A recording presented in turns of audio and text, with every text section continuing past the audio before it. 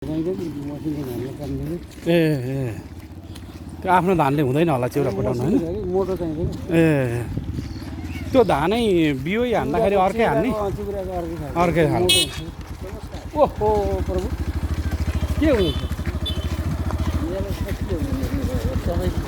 म त व्यस्तै छु भोलि यसो गर्नुभयो त्यो भोलिलाई चाहिँ अलिकति अब पछि त्यो बुझाएर लिनुपर्छ बुधबार त्यहाँ लाग्छ त्यो बिहान पठाएको त्यो हरिसकेको कि नम्बर लाग्छ दुईवटा जति बिहानै बाइकमा पठाएपछि एकैछिनमा हुन्छ क्या त्यो सब्जी कति चाहिन्छ कहिले पर्सिलाई भोलि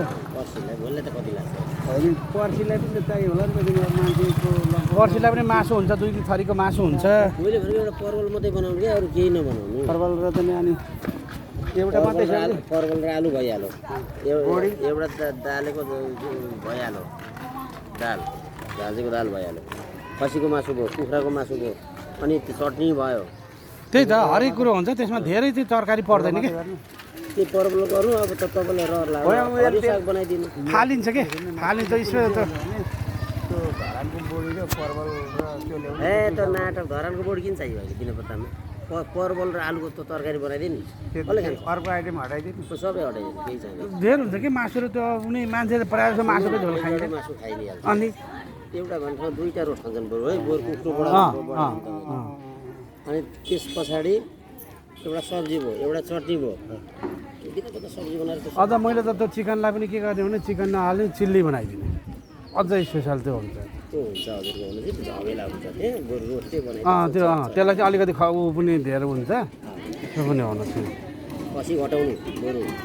अनि त्यो बिजुले पनि पठाइदिनु कुखुरो बढाइदिनु पऱ्यो सबैले खान्छ बिजुले पठाइदिनु कटो बढाइदिनु पर्यो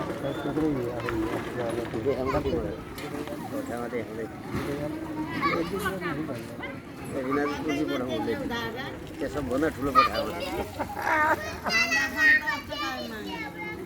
आउँछन् होला यिनीहरू तिनजना त बिहान भए पनि यिनीहरू जमिन आइपुग्नु भने त्यो उसको बिरे गाडीमा आउने सल्लाह गर्दैन ए भइगयो त ठिकै छ त्यो सब्जी धेरै अब त्यो टाइम छ सल्लाह गरेर काम गर्नुपर्छ सल्लाह के गर्नु त्यही त त्यो हटाउनुमा सल्लाह हटाइदिउँ नि त त्यो भइगयो त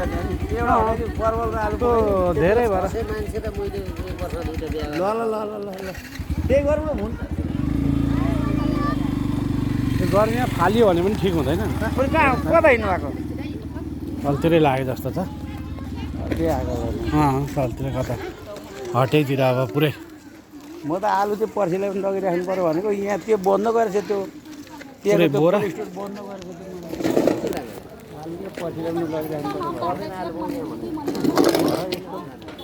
आलु अलि राम्रै लानु पऱ्यो